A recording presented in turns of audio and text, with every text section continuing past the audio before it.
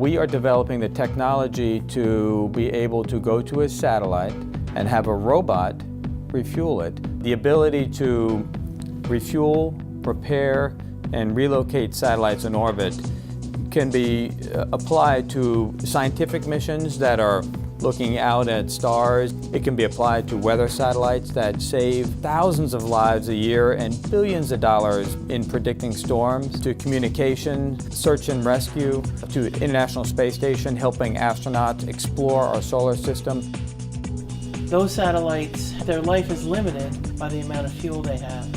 So if we can bring fuel to them, we can have their lives extended.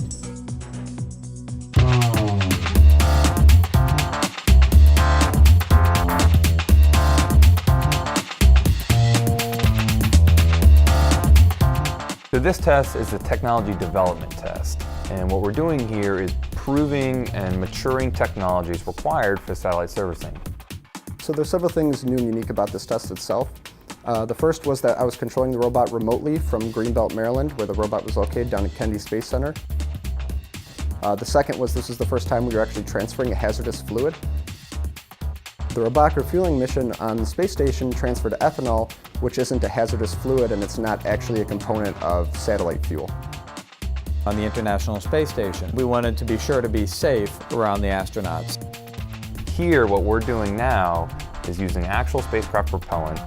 It's a very dangerous fluid, very deadly fluid. That's why we'll be in personal protective equipment, these full assembly scape suits. And that protects the people in the suit from any sort of exposure. So on the day of the test, I used the tool on the robot to attach to a satellite fill drain valve, where we then transferred fluid through the tool and into the satellite valve, simulating a refueling task. So as a tool designer, during the test, we need to make sure the tool's operating as we expect. So we sit right next to the robot operators. As they're driving the robot, we're looking at video, we're looking at telemetry, making sure that the tool's behaving as expected. Operating the robotic arm remotely actually kind of feels a lot like a video game, because I'll have two joysticks in front of me that I'll be using to control the robot, and while it's moving very slowly, I'm looking at tool cameras in front of me that show the end of the robot itself. Kennedy was commissioned to design and build the propellant transfer assembly because they have such expertise in propellants. We here at Goddard have expertise in robotics. We have a great relationship with Goddard and a great team here at KSC and up at Goddard working on the development of these new technologies. The testing went nominal. We couldn't be more pleased. But that doesn't mean we're done, not by a long shot.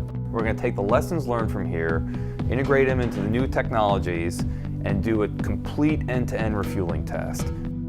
I feel just great, so satisfied knowing that the capabilities that we are helping to develop are going to be able to be applied to so many meaningful missions that NASA works on.